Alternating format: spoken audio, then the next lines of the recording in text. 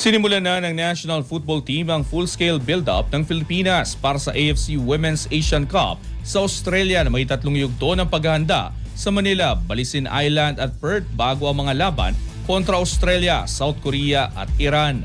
Ang ibang detalye alamin sa pag-abante ni Deron Williams.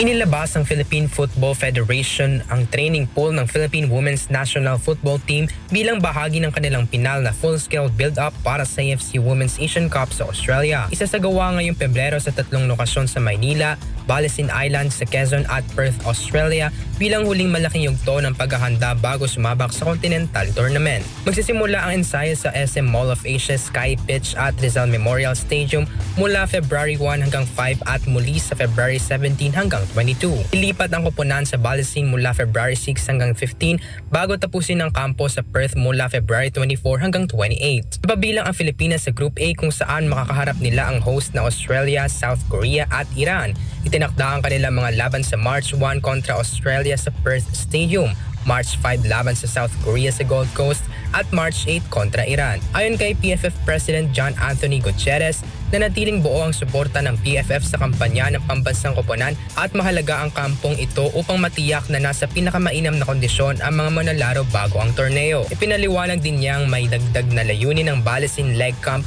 na mabigyan ng pahinga ang koponan kasunod ng kanilang gintong medalya sa Southeast Asian Games habang nakapokus pa rin sa masinsinang paghahanda. Para kay Head Coach Mark Torcaso, kailangang itaas pa ng Pilipinas ang antas ng laro lalo na't mas matitinding kalaban ang haharapin nila kumpara sa SEA Games.